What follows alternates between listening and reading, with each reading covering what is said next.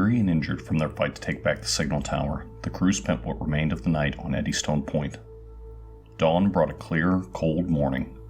The storm had passed, and as the sun broke over the Sword Mountains, Eric woke his companions to begin the trek back to Four Trails. As the others prepared for the journey, Tharsa searched through Veronia's belongings. Besides the valuable spellbook, the wizard who had hired the bandits to capture the tower had left a padded box filled with vials of sleep draught and some notes on administering the brew. The crew had taken 3 of the bandits holding the tower prisoner, and they decided the safest way to get them back to Four Trails would be with Veronia's potion. As the 3 sleeping bandits were being secured across the pack mules, the druid they had rescued came rushing down the ladder, a leather sack over one shoulder. Cullivan approached Eric and set the bag down with a clank. "I'm coming with you back to Four Trails."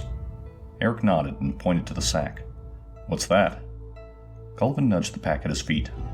"Tools and spare parts. I disabled the signal mirror. I don't know who sent that lot here or what they had planned, but I put out word of the attack. Kendall and Fandolin are each sending a delegation to Four Trails to discuss an increase in security across the range. The tower's to stay down till then." The druid glanced wistfully towards the door. "Suits me fine in the meantime. I've had enough of the indoors." The Grove worked hard to settle the conflict between Kendall and Fandolin, but it's time they took charge of their own affairs. They groomed and fed the animals as best they could, and each selected a mount to ride back to Four Trails. Cullivan took charge of the other animals, and as the crew filed out of the tower, leading their horses and the mules, the soft-spoken druid went to each of those that remained and whispered in their ears. To everyone's surprise, when Cullivan emerged, the horses filed out behind him in a neat line. Producing a large iron key from one of the deep pockets of his gray robes, he locked the tower door and returned to the horses, who stood patiently waiting. Cullivan gave the lead horse a scratch behind the ears. They all followed him towards the start of the trail that wound down the rocky peak of Eddistone. Corb nudged his brother, whispering, "How's he doing that?" Tabin shrugged and started towards the trail. "He's a druid, right? I guess he just asked nicely." As they made their way down the peak, they found Scaff's broken body on the trail. The twins reached the bandit leader first and eagerly began searching the half-orc. With a whoop, Tabin produced a small pouch full of coin from one blood-stained pocket, while Corb examined the one remaining boot the dead bandit had on.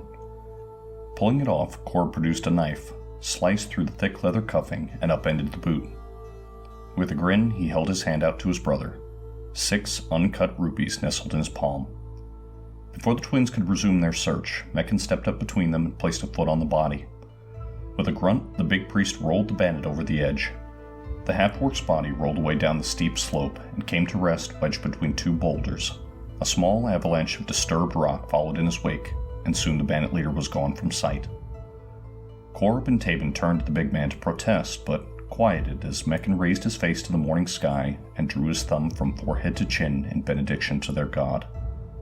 The others bowed their head as Meccan closed his eyes and placed an arm around each of the twins' shoulders. "Mighty Hor, the blood of murderers stains our hands. Judge us fairly as we enact your vengeance, and bless those that pursue your justice." They each struck a thumb down their face before continuing down the trail. As the twins turned with Meccan to join the others, Corb nudged him. "Hey, you think you could ask Hor where the other boot is?"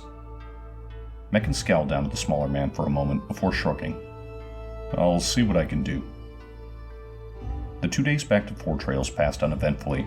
When they were still a few hours away, hoofbeats sounded through the wooded valley ahead of them as Shadower appeared leading Master Neffin and several of Obiosel's outriders. Shadower's black warhorse slowed and the old ranger drew alongside Eric and offered his hand, smiling grimly. "Did you save any for me?" Eric shook the wiry man's hand. "Just Veronia. No sign of the wizard since she bolted." The old man turned his horse away to continue down the trail, calling over his shoulder as he went. "I spotted her trail as we came down the mountain. My bet is she cut across the valley, headed for the main road." The Shadower nodded to Cullivan as he passed. "Up for a hunt, Cull?" Cullivan gave a curt nod and quickly made his way through the horses, whispering to each as he went. When he returned to the front of the column, he leapt onto the back of the horse in the lead. "The horses will follow you back to town. The spare parts are with the mules. Clyde and Alf will take care of everything from there. I owe you all my life. If ever you need my help, send word, and I'll come." Without a command or signal, Cullivan's horse turned back up the road and sped off, the young druid leaning low over the animal's neck. Shadow grinned fiercely at them as his own horse fought the reins in a bid to follow. "And I'll be right behind."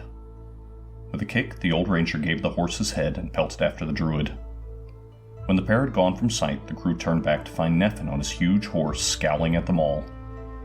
The bosun of Obiosel was not a big man, but he was as hard and sinewy as old roots, with a famously sharp tongue, and each of them began thinking of the times they had gotten on the wrong side of the man and been dressed down for it. His saddle creaked as he squared his shoulders, and a fierce grin split his face. "Well done, all of you, and prisoners too, I see. Well done." The outriders behind him were smiling too, and as Neffin turned his charger back towards Four Trails, they fell in among the crew. The twins were only too eager to begin embellishing the entire affair, and the others fell back as the two began their wild retelling of the past few days. Tharsis rolled his eyes as Corb described the zombies that had ambushed them. "I was not covered in the blood of a dozen foes, and my eyes definitely didn't turn to fire." Meccan chuckled. "Was I ablaze with holy wrath? I don't recall that." Rennie straightened in her saddle. "At least they got my part right. My arrows did actually sing as they flew." At some point a flask made its way around, and by the time they were nearing the town, the brothers had practically turned them into folk heroes from legend. When they reached the end of the valley, the forest trail opened onto the clearing around Four Trails. Obiosel was camped at the east gate, and Neffin started out across the field towards it. On sighting the town, the twins waved around the purses of gold they had taken and were promising a round of drinks for anyone that wanted to hear the story told again. Neffin, who had remained silent on the ride home, stopped and pulled his horse around. "You'll do no such thing." Neffin pointed out two of the outriders. "Take the prisoners to Four Trails and turn them over to the guard. The rest of you, back to the Obe and report to Master Huron." As the outriders rode away, the bosun walked in close to the crew. "You've a long road ahead of you, miles and years of it. And if you want more than a tree over your head each night and squirrel in your belly while you're at it, then you'd best learn to ferret away every muddy copper you stumble on." The old man glared at each of them in turn as he continued. "This isn't the end of your trials. It's the beginning. Swearing into a crew isn't sitting down for story time. It's long and lonely roads, and desperate fights at the end of them, and all for what usually ends in a fruitless search. And if you ever return home, it'll be with bent backs and gray hair if you're lucky. Crippled bodies or broken minds if you ain't." Neffin's eyes wandered away. 8 of us left the O before your parents were even born. We found precious little in our years away, and Mord and I were the only ones to return." Neffin turned his horse and plodded away towards the Obe, calling over his shoulder as he went. "It's a sad and noble life you've ahead of you. May Tempest keep you all." None of them had ever seen Neffin look so old as he did just then.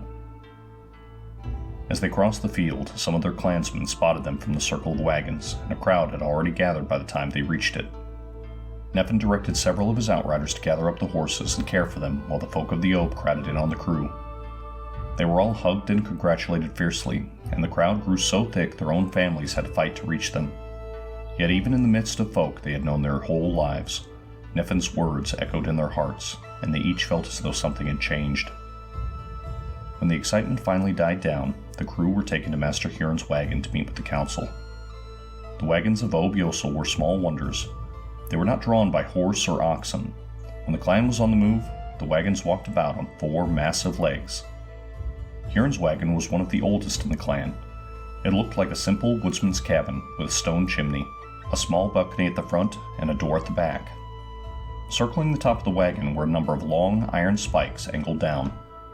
Eric had asked his father about it once, and been told Master Huron's wagon had been made when the world was a more dangerous place for the Obes. Another trick of the magic that animated the clan's wagons was they were all more spacious than they looked from the outside.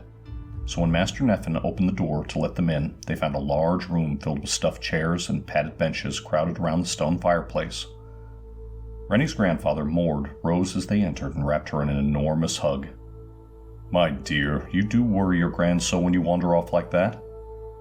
Everyone busied themselves finding seats or watching the small fire in the hearth as Master Kelv stepped up to the tall man's side and rested a hand on his shoulder. "He is dead, Mord. 2 summers ago, remember?" Mord looked between Rennie and his friend a moment before nodding. "Of course, I only meant she would have been worried." Rennie smiled up at the old warrior as they guided him back towards the fire. Tharsis took a seat next to Master Olned on one of the benches, as Rennie settled on the padded arm of the overstuffed chair Mord was seated in. When everyone else had found a place by the fire, Master Huron passed around small cups of beaten copper and retrieved a wooden pitcher from the small kitchen area in the corner. He went to the fire, pulled a glowing iron rod from the flames, and plunged it into the pitcher. The contents hissed and spat as the smell of cinnamon and clove filled the room. Master Huron returned the rod to the fire and went about filling his guest's cup with hot spiced wine. Seeger and Grenna are looking after Delia and Harold, who you'll be happy to know will recover. The young wizard is still foggy from whatever they drugged her with, and Harold? I've always marveled at dwarven fortitude. No doubt any of us would have died from such wounds. I'm told he's up and about already and would like to see you before you leave. The crew shifted in their seats as Master Huron gauged their reaction. Well, we know some of what happened from Shador, and had more from Clyde and Alf. Care to tell the rest of the tale? The twins stood enthusiastically, but before they could do more than take a breath, Neffin shouted them down. Not you two! I've had enough fish tales for one day. Aside from their father, Neffin seemed the only one to know the trick of getting the two to sit quietly, which they promptly did as Neffin continued. We'd like to hear the simple version. Eric took a sip of his mulled wine and cleared his throat as he sat forward to tell the council what had happened while they were away. As he began, a pale, red-haired woman bustled in. Don't mind me, boy. Keep on. Mim Grenna beamed at everyone as Eric continued. She took the long way around the room, giving everyone there a squeeze on the shoulder or kiss on the cheek before going to Neffin, who stood by the mantel. She gave her husband a quick peck, wrapped one of his arms around herself, and leaned into him to listen to the story. Eric related the events of the last 5 days as simply as he could. The twins squirmed under Master Neffin's glare, itching to interrupt Eric's all-too-brief account. When he had finished, Master Huron nodded gravely and looked to the other councilmen. I think that settles our decision, then? Before Eric could ask, Huron continued. The Obe will remain until Delia and Harold are fit to travel. We've decided to offer them an escort should they wish to finish their work on the signal towers. After that, we'll see our guests safely home to Waterdeep. But you have a different road ahead of you, and there's no point in delay. Everything's prepared. You leave in 1 hour. The 6 of them looked to each other in confusion. It was all happening so fast. Eric sat up straight and tried to keep the rising panic out of his voice. Why so soon, and where are we going? Huron retrieved a map from the little table next to his seat. They all stood and shuffled over woodenly. It was large and finely detailed, but Huron only had the land south of the Anarok, between the Sword Coast and the Sea of Fallen Stars unfolded. Ob Yarborg should be on the high road south of us. The sooner you catch up with them, the better. They can take you as far as Eriabor, and from there, you'll follow the Trader's Road to Westgate and find a ship. Master Huron's finger traced out across the Sea of Fallen Stars and came to rest on the north shore. Ob Shanus winters near Raven's Bluff. You'll meet them there. Huron stood, refolded the map, and held it out to them. Your families will want to see you before you go. Eric couldn't stop his hand from shaking as he took the map. Why Ob Shanus? Huron put his arms out and gently began herding them towards the door. Every crew meets with skalds of Ob Shanus. The way home lies with them. They will teach you the history of your people. As they exited Huron's home, Olned gestured over to his little wagon. If anyone is hungry, Medine has a fish stew on the irons. Grenna took Neffin's arm. You hungry, love? Neffin shook his head. I've got to see to the horses first, and make a run into town for Kennan. Mord, Kelv, I could use your help with something. Mord protested until Neffin assured him they would only be a few minutes. With a sigh, the towering old man gave his granddaughter a kiss on the hair and trudged off after the other 2 councilmen. Master Olned and Tharsis were already heading towards the wagon. Grenna hooked Rennie's arm and they hurried after the Windwright and his apprentice. The old wizard's home was unique in the Obe. Like most of the clan's wagons, it boasted a roomy interior, but where most of the larger family wagons had only 1 or 2 floors, Master Olned's wagon had 6. With a dramatic flourish, he opened the door. Welcome to the tower. When they entered, they found Olned's wife Medine conducting her endless war on dust. Every surface shined, every stick of furniture was polished, Every kitchen utensil sparkled, and every one of her many carved figurines sat on their freshly wiped shelves in precise order. In the midst of that state of perfect cleanliness, Medine patrolled. The old woman tucked a few strands of snow-white hair back under the cloth tied around her temples and rushed to greet her guests. As they entered, she gave them each a hug and a quick inspection. Everyone received a compliment on an article of clothing or piece of jewelry as she straightened it, or an admiring comment on their hair as she tucked it behind their ears. When everyone was seated at the large table at the center of the room, she went to the spiral staircase that disappeared into the ceiling. "Tenness, dear, your brother is back!" A faint shriek sounded from the hole in the ceiling, followed by the rattle of a wild rush down the iron steps. Everyone quickly stepped aside as Tharsis' younger sister flew off the stairs and latched onto him. The young girl buried her face in Tharsis' shirt, fighting to speak clearly through hiccuping sobs. "I didn't mean to send you away." Tharsis hugged his little sister, confused and unsure of what she was talking about. Then he remembered the night the clan had been called to port. Despite not being old enough to attend, Tenness had hidden on the edge of the gathering to watch and had voiced her support for her brother. She obviously had not understood what that meant. Tharsis gently pried her off and knelt down to look her in the eye. "You didn't send me away. Do you remember the stories Master Bors used to tell us? I have to go. This is important." Medine knelt beside the young girl. "Let's go sit in the comfy chairs and we'll talk about it. Ned, dear, will you take them upstairs? I'll be up in a moment." Tenness nodded, took Olned's offered hand, and followed him and Tharsis up the winding stair. When they were gone, Medine set out bowls and began ladling stew. "Have you told her yet?" Rennie could feel the weight behind the question. Grenna let out a quiet sigh and turned to her. "Mard went missing while you were away. He woke the wagon sometime in the night and took the south road. Neffin found him splitting firewood at some abandoned logger's camp. Said he hadn't stored enough away and winter was closing fast. Neffin and I have decided he's going to come stay with us." Rennie fought back tears as Grenna continued. "Now don't you worry, love. I've looked after those two since they made land on Moonshay, and I'd be a cold crone to be quitting now." Rennie meant to thank her, but when she tried to speak, the dam broke, and years of quiet despair at her grandfather's deteriorating state racked her slim frame, and she buried her face in Grenna's shoulder. Medine murmured a few comforting words and gave Rennie a kiss on the hair before excusing herself to see to Tenness. Grenna let the minutes pass as Rennie cried herself out. When she finally sat back up and was able to take a steadying breath, Grenna continued. "There's only one way your granda will agree to this. You'll have to take the wagon with you. He'll not deny you the safety of a roof over your head. Calm yourself now. Mort will be here soon. You just leave it all to me." Everyone scattered to their wagons, and when Meccan reached his home, the young acolyte's many siblings, aunts, uncles, and cousins were all crowded into his parents' huge wagon when he got there. He closed the door and stood unnoticed, taking in the familiar sight. He was used to a crowded wagon, and realized for the first time how much he would miss it. Thumps and muffled squeals sounded overhead as the children ran between bedrooms playing. The men were gathered around his father's desk, examining the plans for the wagon he intended to build for one of Meccan's older brothers. They seemed to be offering the same advice they had at the last family gathering, or at least were having the same arguments. The women were seated around the large dining table. They stood guard over the piles of food, making sure the children ate more than just sweets, and kept an eye on the nearby liquor cabinet to be sure the men didn't dip into the mead and whiskey stocks too much. They all had their heads together at the moment, likely planning another match.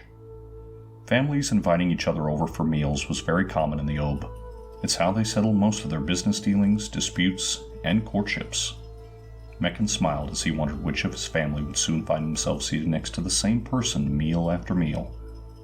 As he mused, the room went quiet. His mother rose from the table and hurried over to pull him down into a fierce hug. When she released him, her eyes shone bright and wet, and she led him to the center of the room, where he was soon swallowed up by the bustling chaos that was his family. The twins trudged slowly home. They were the youngest of the children, and their mother had doted on them their whole lives. They were excited to be out on their own, but they knew their decision to join the crew had been hard for her to accept. Most of the families of Obiosel needed only a single wagon, but their parents owned two. The smaller was their father's smithy, and as they neared they could hear the grating hiss of a rasp. Expecting to find their father at work, they opened the door to the little wagon and entered.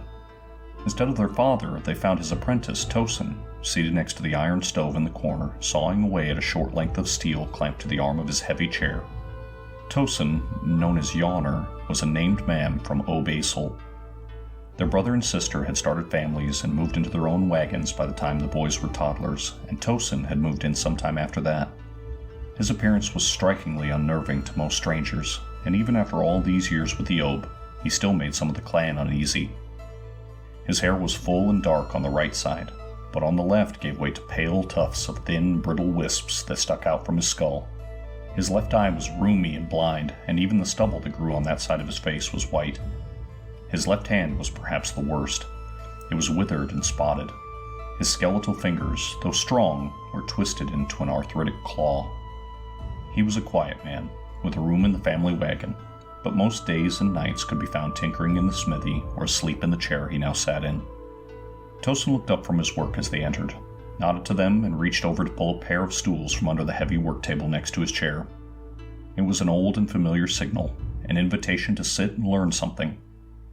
Without a word, the twins took their seats as Tosin grabbed the 3 dusty pewter tankards from the table. He glanced in the mugs and upended them, dumping out a few metal filings. A green bottle sat atop a small crate by the open stove, and Tosin grabbed a cloth to handle the hot bottle, and poured them each a measure of warm whiskey. Tosin unclamped the metal strip he had been working on from the arm of his chair and dropped it into a small pile of similarly filed tools. Reaching down into a leather sack at his feet, he produced a heavy iron lock and a ring of keys and handed them to Tabin. "Those are all keys. They'll open most simple locks." Tabin started fitting keys to the lock, and on the 4th try, it popped open with a click. The grizzled man held the filed tools up to the twins, pointing them out and naming them. Rakes, hooks, twists, picks. Pulling another lock from the sack, he began explaining the basic elements of most locks and showing them the functions of the tools he had made. It wasn't long before they had opened their first lock, and the trio sat up grinning at each other and scooping their mugs up for a drink. Tosin sobered suddenly, and the twins turned to find their parents standing just inside the door. "Well, boys, there's a plague of untouched ale in that town I ought to be helping with. You watch out for each other." The man stood and gave them each a pat on the shoulder and made for the door. As he slid between them, the boys jumped up from their stools and wrapped the man in a hug. Tosin stiffened a moment, surprised, before putting an arm around each of them. Hem and Wira shared a sad smile with Tosin as he passed out the smithy door. When he had gone, their mother marched over, pulled their heads down onto her shoulders, and gave them each a kiss on the head. "You listen to Yawner, hear me? You two take care of each other out there." With a stifled sob, she released them and stepped over to Tosin's chair. They became very conscious of the pewter tankards at their feet as their mother spotted the bottle of whiskey by the stove. The twins' mouths dropped open as their mother scooped up the bottle and Tosin's tankard, poured herself a stiff measure of whiskey, and threw it back. With a grimace, Wira dropped into the chair and looked to their father. "So where do you two keep the good stuff?" Hem blinked at her a moment before giving her a sheepish grin. He went to the wall where the heavy leather aprons hung and parted them. From a deep pocket in one of the battered aprons in the back, he produced a large bottle of fine brandy. Eric found his father on the far side of their wagon, outside the Ob's circle, hard at work repairing the shield Eric had brought back. He had often heard it remarked how much he looked like his father. Kenan was barely taller than Eric, with the same thick shoulders and deep chest. They even had the same mop of unruly red hair. Kenan set the shield down on the small work table he had dragged out and gave Eric a hug before returning to work. Eric fell in beside him to hold the shield while Kenan peeled away the split iron rim. It was usually furniture they worked on, but they spent the time left to them as they always had, creating something solid and practical. By the time they had finished replacing the damaged wood and nailing the rim back into place, there was no time to find paint, and the fresh slat of oak stood out starkly from the dark green of the rest of the shield. Eric figured he could get it painted at some point, but even as the thought occurred to him, he knew he probably wouldn't. If this was the last project they worked on together, he would leave it just as it was. An hour later, the crew were all walked to the center of the wagon circle by their families, where the entire Ob had gathered to see them off. Everyone wanted to shake their hands or offer a hug, and many of them had parting gifts. Coin, food, tools, clothing, and even a few weapons were all pressed on them in a gale before Master Huron called an end to it and had their horses brought around. Clyde, Alf, and a couple of outriders led 6 saddled mounts between them. Clyde handed Eric the reins of a large gray stallion and winked at him. "That lot up the tower may have been murdering scum, but one of them had an eye for good horse." He shrugged as he passed the reins to him. "Probably stolen, but they're fine animals. Thanks for what you've done for us up there." Eric was so overwhelmed he could only nod. Clyde chuckled and patted him on the shoulder. "You'll be all right, lad." As Clyde and Alf disappeared back into the crowd, a string of shouts and curses rose up and worked its way forward through the gathering. Everyone jostled to move out of the way, and when they parted, a soaking wet dwarf in nothing but his pants emerged with a harassed-looking seeker in his wake. "Get off me. I've no need of your bathing. I got business with this lot." Harold limped up to them, eyeing them all up and down. "Did you take a purse off that goat-brained idiot up the tower? Gunger?" They all stood frozen a moment as they tried to parse out the dwarf's thick accent. Tabin perked up. "Ungered?" Harold waved away the question. "Whatever. Have you got it or no?" Tabin quickly patted his leather vest down before pulling the small pouch from a pocket. Harold snatched it out of his hand and dumped the coins into a callous palm. With a relieved sigh, Harold picked out a small silver medallion from the lot and shoved the rest back on Tabin. The dwarf rubbed the charm between 2 thick fingers for a long moment before seeming to come to a decision. "Which one of you's Corby?" They all turned to look at Corib as Harold rubbed the rune-covered piece one last time and kissed it. Harold held it out to Corib. "You take this now. But I'll be wanting it back one day, you hear? You bring it to me in Waterdeep, or give it to any of the foe smiter clans in the south shores of Lenore, and you'll want for nothing as long as you have a mind to be accepting our hospitality." Corib took the proffered coin and tucked it into a breast pocket. "Thank you." As Harold turned to go, Tabin piped up. "How did you wind up down that hole? You were nearly dead when we found you." Harold rounded on the man, somehow grinning and scowling all at once. "Them sons of trolls didn't like me calling them a lousy bunch of elf kissers. And I weren't dead. Just sleeping off a good times all. Get on with you. I've a mad priest to deal with." Harold rounded on Seeker, shooing him back through the crowd as it swiftly parted once more. The rest of the clan stayed within the circle while the council and the crew's families escorted them away. As they gathered outside the wagons for their final goodbyes, Eric realized they were short one. "Where's Ren?" They all looked around as Master Huron pointed away down the curve of the wagon circle. "I believe that's her now." As they turned to look down the curving perimeter of the circle, one of the clan's wagons came plodding into view. It was one of the older constructs, made of ancient squared timbers interlocked into a simple box cabin with a single, narrow window, only a hand's width on either side. About the top of the wagon was a low parapet of rough-cut stone. Rennie was seated behind a similar wall that encased the balcony at its front. She whispered the wagon to a halt and gave them a small wave. "Granda wanted us to take the wagon." As Rennie climbed down, Neffin appeared at Four Trails Gate, a long cloth bundle tucked on one arm. Eric's father went to meet him and quickly peeked under the cloth before clapping Neffin on the shoulder and thanking him. Kenan returned to his son and flipped open the wrap to reveal the heavy basket hilt of a cutlass. As Eric drew the blade, Kenan commented, "From what you said, it sounds like you could have used a good sword up that mountain." Eric slid the curved blade back into the scabbard and pulled his father into a hug. He couldn't tell him he didn't want to leave. He couldn't promise he'd return home one day. He couldn't say anything. All he could do was hug him a little tighter and hide the tears he couldn't fight. They had finally run out of excuses to delay. They mounted their horses, gave a last few mournful waves, and started off, Rennie following in the wagon. Skirting the walls of Four Trails, they circled to the far side of the town and took the road west. It took 3 days of travel to bring them out of the Sword Mountains and onto the high road. Along the way, they took turns riding in the wagon's balcony with Rennie. It took time for a wagon to accept directions from new people, but by the time they turned south, they could each keep the wagon following the road. It could be weeks or months before it would do more than turn or walk a straight line for them, but it certainly looked like they would have the time. The only one able to muster any enthusiasm during their search for Obiarborg was Tharsis, who after all was returning home, not leaving it. Every evening they spent camped by the road. He tried his best to lift their spirits with tales of the named men of the clans. Dennis Wagentop, Shree on the River, Pudding Wex, and Blue Shoes, to name a few. But even those legendary heroes did little to banish his companion's melancholy. So it went for nearly a week. As evening fell on the 6th day of their journey, they topped a rise and were greeted by another stretch of road empty of their quarry.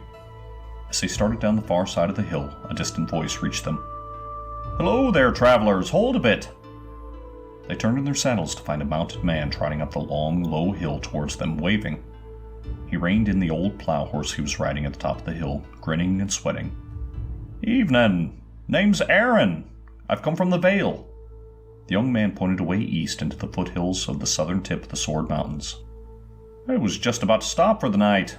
Care to share a fire? I've a bottle of the Vale's famous white I wouldn't mind sharing." The crew looked to each other, unsure about inviting a stranger into their midst. Aaron saw the looks they gave and sobered as he continued. "Truth is, my village sent me to find folks such as yourselves, armed and able as it were. We're in desperate need of help." Eric noticed the rest of the crew stirring, their curiosity apparently piqued. "Please, sirs, lady, we're farmers and herdsmen in the Vale. My village suffers under an evil curse, and without help, the valley may be lost to us." The crew invited the young man to camp with them for the night, and by the time the moon rose and the last of the squirrel they had cooked up was eaten, it had been decided. Obiarbor could wait a few days. The village of Torlin needed them.